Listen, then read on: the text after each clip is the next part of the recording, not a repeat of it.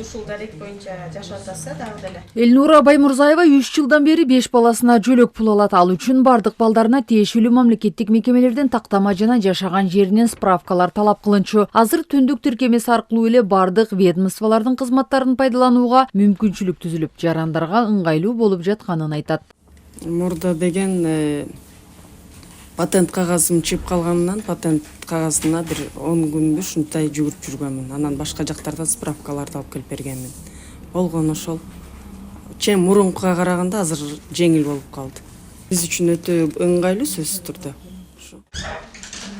Өлкө аймагындагы аз камсыз болгон үй бүлөлөргө 219 000 электрондук паспорт түзүлдү. Санариптик социалдык паспорт кирешеси жакырчылыктын чегинен жана жашоо минимумунан төмөн болгон, социалдык же азык-түлүк жардамына муктаж, майып балдарды же чоң кишилери бар улгайган жарандар үчүн гана негизделген. Эгерде алардын кирешеси ашып кетсе, базадан автоматтык түрдө чыгарылат. Учурда жөлөк пул алууда сот иштери менен Билим берүү министрлигинен башка бардык ведомстволор түндүккө уланган. 2024-жылдын 1-февралына карата Ленин райондук социалдык өнүктүрүү башкармалыгынан 176 үй бүлөдөн 582 бала жөлөк пул алат. Түндүк системасы аркылуу жарандар кайрылганда алардын биз эң биринчи макулдугун алып, жеке персоналдык маалыматтарын карай алабыз түндүк базасынанчы.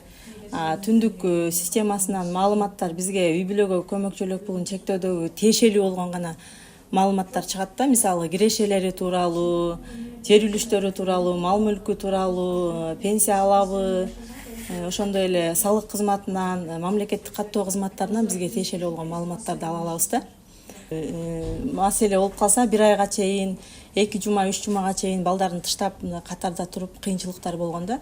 Азыр бизге да ыңгайлуу, жарандарга да ыңгайлуу бул түндүк системасы менен иштөө.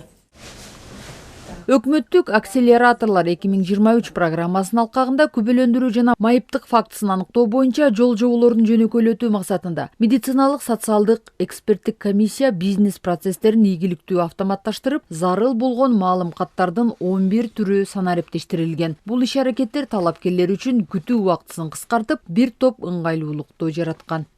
Азыр болсо бизге келбей эле Саламаттык сактоо министрлигинде эле, ошол уюмдарында эле документтерин өзүнүн лечащий врачы 5 күнүн ичинде ошо жана эле айтып кеткендей жооп беребиз электронно.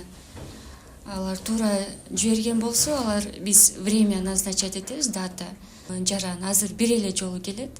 Келген күнү эле решенияны дагы чыгарып айтабыз, майыптык группа, 1-чи, 2-чи, 3-чү группа коюлат да. Аны дагы айтып, справканы да ошол келген күнү алып кетет. Бүгүнкү күндө эмгек, социалдык камсыздоо жана миграция министрлиги толугу менен электрондук документ жүгүртүүгө өттү. 2023-жылда мамлекеттик кызматтарды көрсөтүүнүн жүрүшүндө автоматташтырылган режимде 7,2 миллиондон ашык транзакция жүргүзүлгөн. Ал эми түндүк аркылуу 2018-2023 жылдары 33,9 миллиондон ашык транзакция ишке ашырылган. 2023 жылы эле министрликте 54 миңден ашык документтер иштелип чыккан. Алардын арасында министрликтер менен ведомстволордун каттары, жогору турган органдардын түшкөн милдеттери жана жарандардын кайрылуулары иштелип чыккан.